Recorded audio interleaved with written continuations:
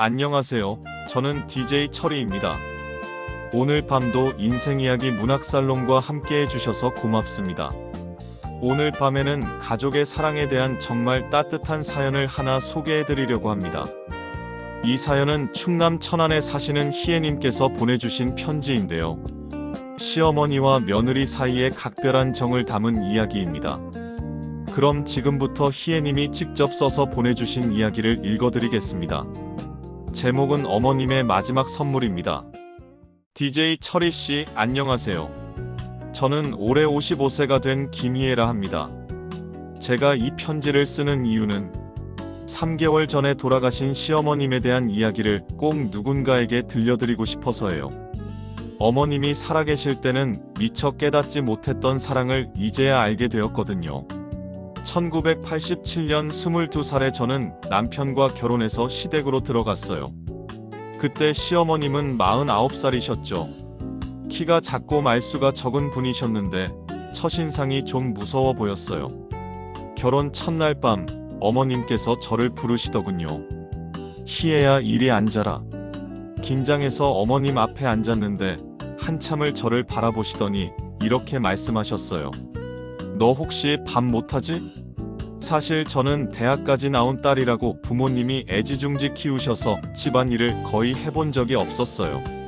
밥도 제대로 못했죠.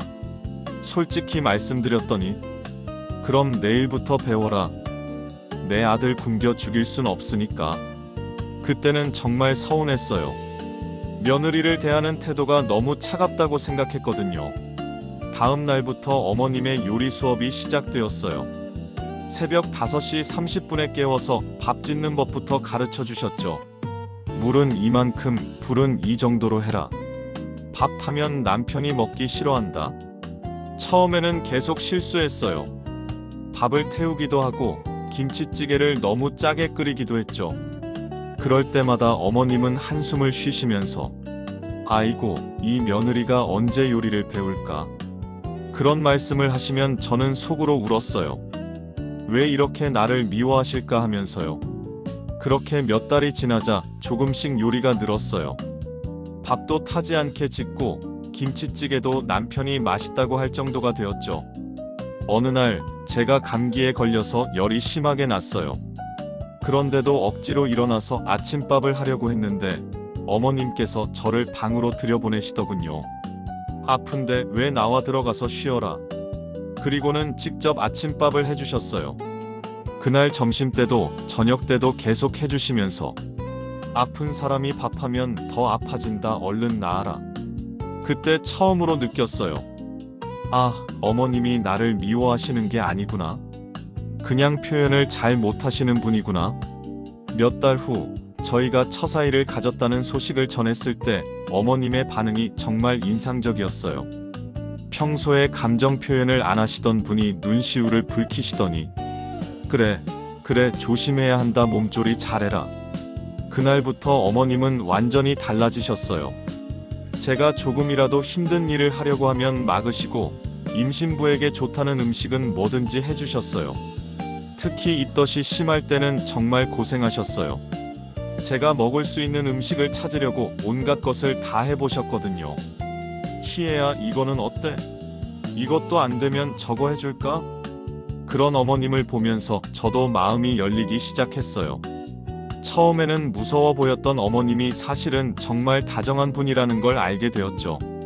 1988년 봄, 드디어 처사이가 태어났어요. 아들이었는데 어머님의 기쁨은 정말 대단했어요. 우리 손자, 우리 손자. 하루 종일 아이만 보고 계시더군요. 그런데 정작 저는 출산 후유증으로 몸이 너무 힘들었어요. 몸조리를 제대로 못해서 몸이 붓고 열도 나고. 그때 어머님께서 정말 헌신적으로 돌봐주셨어요. 아이는 어머님이 돌봐주시고 저는 오직 회복에만 집중할 수 있게 해주셨죠. 희애야, 넌 몸부터 추스려라. 애는 내가 볼 테니까. 밤에 아이가 울어도 어머님이 먼저 일어나서 달래주셨어요. 분유도 타주시고 기저귀도 갈아주시고 제가 잠을 푹 잘 수 있도록 배려해 주셨어요. 한 달 후 제 몸이 회복되었을 때 어머님께서 하신 말씀이 지금도 잊혀지지 않아요. 희애야 고생했다. 이제 진짜 우리 집 며느리가 됐구나. 그때 저는 정말 눈물이 났어요. 어머님도 저를 친딸처럼 생각해 주신다는 걸 느꼈거든요. 그 후로는 정말 친어머니 같았어요. 제가 아플 때면 밤새 간병해 주시고 남편과 싸우면 제 편을 들어주시기도 했죠. 우리 며느리가 뭘 잘못했다고 그러냐? 너 잘못이 더 클 거다. 남편이 어이없어 하면 어머님은 이렇게 말씀하셨어요. 며느리는 남의 집에서 온 귀한 손님이야. 잘해줘야지 왜 혼내냐? 시간이 흘러 아이들도 자라고 저희 가족은 정말 화목하게 지냈어요. 어머님은 언제나 저희를 든든하게 지켜주시는 버팀목이었죠. 그런데 2015년 어머님이 갑자기 건강검진에서 이상 소견이 나왔어요. 정밀검사를 받아보니 췌장암 3기였어요. 의사 선생님 말씀으로는 6개월에서 1년 정도밖에 시간이 없다고 하시더군요. 온 가족이 충격에 빠졌죠. 어머님은 의외로 담담하셨어요.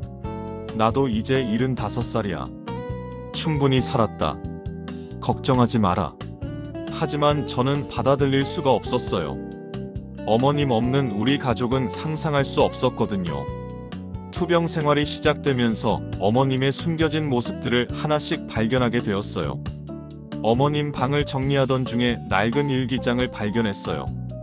호기심에 펼쳐봤는데 거기에는 저에 대한 이야기가 가득했어요. 1987년 3월 15일 오늘 희애가 우리 집에 왔다. 어린애 같아 보이는데 우리 아들과 잘 살 수 있을까 걱정이다. 하지만 얼굴이 착해 보인다. 1987년 5월 20일 희애가 밥을 또 태웠다.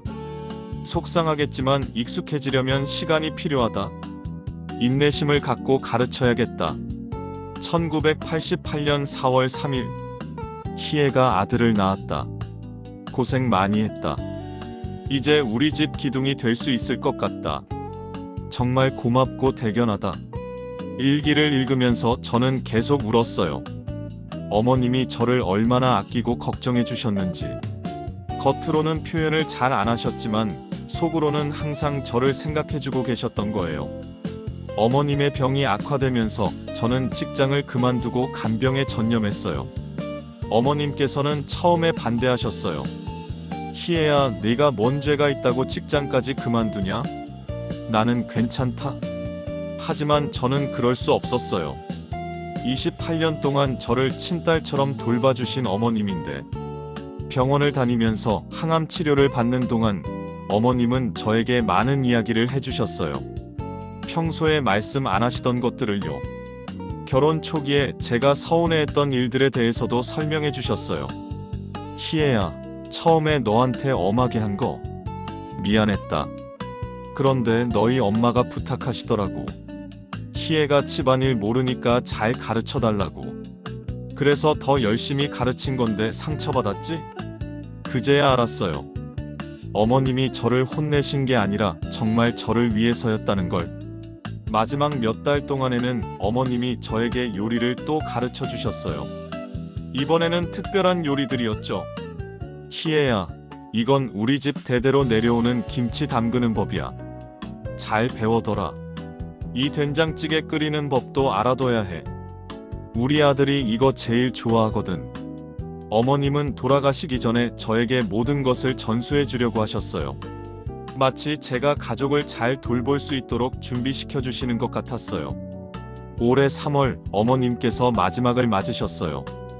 돌아가시기 며칠 전에 저를 부르시더니 작은 상자 하나를 주셨어요. 희애야, 이거 너 줄 거야. 내가 죽고 나서 열어봐라. 그게 어머님의 마지막 말씀이었어요. 장례를 치르고 난 후 저는 그 상자를 열어봤어요. 안에는 낡은 수첩과 편지 한 통이 들어 있었어요. 수첩에는 제가 좋아하는 음식들이 적혀 있었어요.